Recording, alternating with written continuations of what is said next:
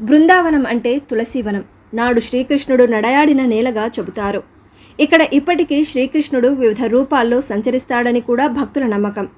బాలకృష్ణుడిలా, నందగోపాలుడిలా, గోవర్ధనుడిలా ఎన్నో లీలలు చేసిన నల్లనయ్య నేటికి ఇక్కడ సంచరిస్తూ భక్తులు కోరిన కోర్కెలు తీరుస్తాడని ప్రతీతి. ఇక బృందావనం ఉత్తరప్రదేశ్ మధుర జిల్లాలో యమునా నది ఒడ్డున ఉన్న పట్టణం. ఈ బృందావనంలో దర్శించుకోవాల్సిన ముఖ్యమైన 5 ఆలయాలు ఉన్నాయి. బృందావన నగరం కృష్ణ భక్తులకు ఆధ్యాత్మిక కేంద్రంగా చాలా ముఖ్యమైంది. మరి ఆ ఆలయాల గురించి తెలుసుకునే ముందు మా ఒక మాటను సబ్స్క్రైబ్ చేయండి, షేర్ చేయండి. మీ విలువైన సూచనలు, సలహాలు కమెంట్ చేయండి. ఇక బృందావనంలో పవిత్ర ఘాట్లు, పురాతన దేవాలయాలతో నిండి ఉంది. ఇక్కడకు ప్రతి సంవత్సరం లక్షల మంది పర్యాటకులు వస్తారు. బృందావనం కృష్ణుడి లీలలతో ముడిపడి ఉంది. ఇది హిందువులకు ఒక ముఖ్యమైన పుణ్యక్షేత్రం. ఇక్కడ 5 దేవాలయాలు వాటి చరిత్ర, వాస్తుశిల్పం, ఆధ్యాత్మిక ప్రాముఖ్యత కోసం ప్రత్యేకంగా ప్రసిద్ధి చెందాయి. ముందుగా బంకే బిహారీ మందిరం గురించి తెలుసుకుందాం. బృందావనంలో ప్రముఖమైన దేవాలయాల్లో ఇది ఒకటి. ఇది శ్రీకృష్ణునికి అంకితం చేసిన మందిరం. ఇక్కడ ఆయన్ను బాలరూపంలో పూజిస్తారు. ఈ ఆలయంలో రాధాకృష్ణుల నల్లని విగ్రహాలు ఒక ప్రత్యేకమైన భంగిమలో కొలువై ఉన్నాయి. ఇందులో వారు కొద్దిగా ఒకవైపు వంగి ఉన్నారు. ఆయన పిల్లన గ్రోవి వాయించేటప్పుడు ఎలా ఉండేవారో అలాగే ఉన్నారు. ఇది చాలా అద్భుతమైన దృశ్యంగా భక్తులు కొలుస్తారు.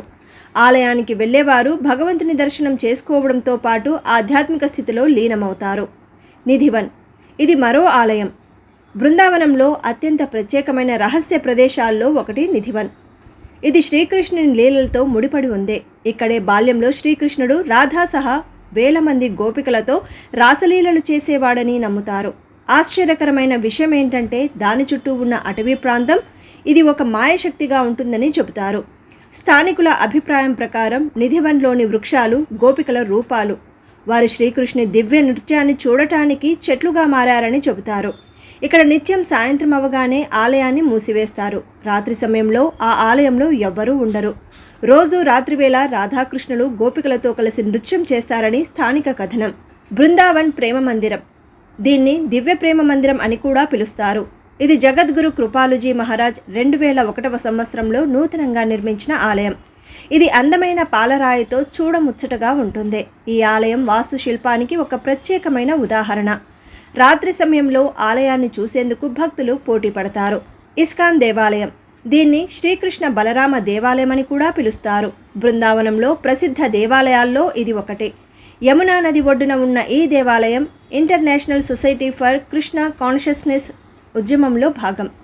దీన్ని ఏసీ భక్తవేదాంత స్వామి ప్రభుపాద ప్రారంభించారు. ఈ దేవాలయంలో కృష్ణుడు, బలరాముడి విగ్రహాలు ఉన్నాయి. రాధారమణ మందిరం. రాధారమణ మందిరాన్ని 16వ శతాబ్దంలో గోపాల్ భట్ గోస్వామి నిర్మించారు.